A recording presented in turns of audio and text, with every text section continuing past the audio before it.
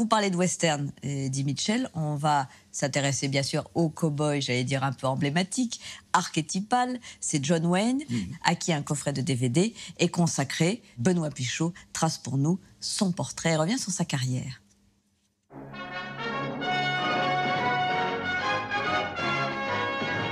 C'est l'homme le plus classe du monde et la figure du héros américain. The Duke, John Wayne, est un mythe du cinéma. Plus d'une centaine de films entre les années 20 et les années 70. Dans la catégorie des westerns, le film de John Wayne est d'ailleurs un genre en soi. On revient sur une icône avec le journaliste Olivier Rajman, l'histoire d'un gamin de l'Iowa devenu idole de cinéma. Allez, debout maintenant.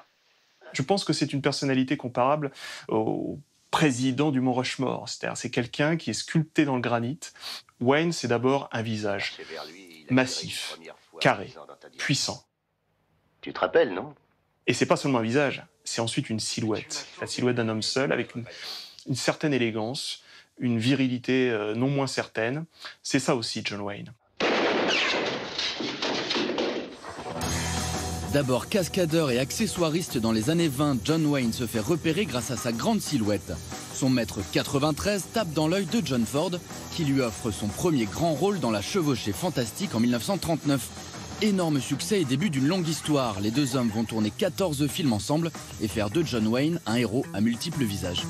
Même si ces personnages ne sont pas dénués d'ambiguïté, ils sont globalement positifs, porteurs de valeurs, d'action, puisque c'est un action man, John Wayne, donc répondant cela typiquement aux valeurs américaines, mais c'est aussi quelqu'un qui peut faire montre d'humanité.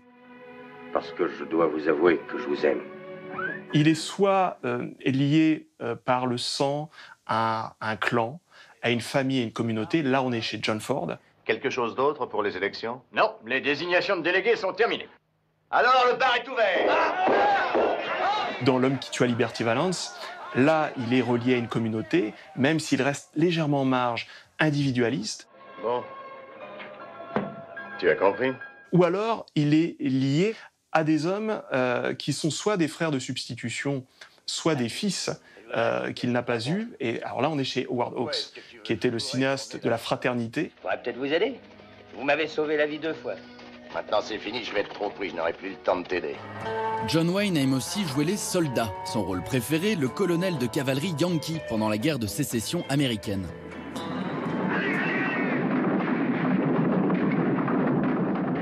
Il y avait ce complexe chez Wayne, parce que John Wayne avait voulu faire l'armée, avait voulu faire la guerre. Il était déjà marié, il avait 4 enfants à l'époque, en 1941-1942, et on lui avait refusé ce privilège, entre guillemets, de porter les armes.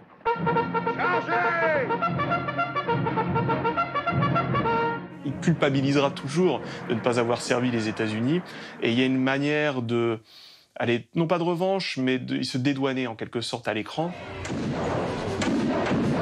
Chez Wayne, on ne compte pas les paradoxes. Il est capable de s'engager pour la guerre du Vietnam en réalisant un film de propagande, Les Bérets Verts, et aussi de gagner son seul Oscar en pleine période de contre-culture, avec un rôle de Marshall au grand cœur dans 100 $ pour un shérif. Espèce de salaud, je te conseille de te défendre.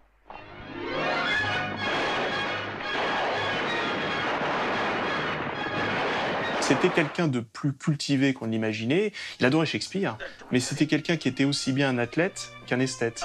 Même s'il s'agissait pour lui de le dissimuler par rapport à son image. Il l'a dit, j'ai créé ce personnage de John Wayne et j'ai été d'une certaine façon le meilleur John Wayne qui soit. Vous êtes trop gros et trop vieux pour sauter les barrières. En tous les cas, il a façonné ce personnage qui est devenu un mythe. Fillette, viens quelquefois rendre visite aux vieilles obèses. Yeah!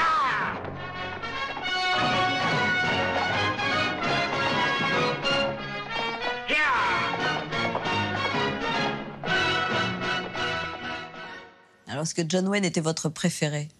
C'était pas mon préféré, mais il fait partie de mes acteurs préférés. Parce qu'il était capable de tout jouer en restant toujours John Wayne. Qu'est-ce qui a fait pour vous cet intérêt pour le cinéma américain, Eddie Mitchell?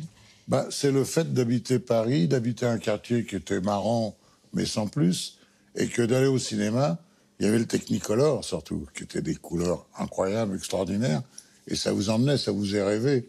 Et le western est l'élément essentiel pour le rêve, puisqu'il y a les grands espaces, il y a la liberté, chose qui est quand même extraordinaire. Alors vous avez été très présent au cinéma, bien sûr, on l'a dit, dans une 50aine de rôles, un César de meilleur second rôle. Vous avez tourné avec Châtilliez, Mocky, Zidi, Tavernier.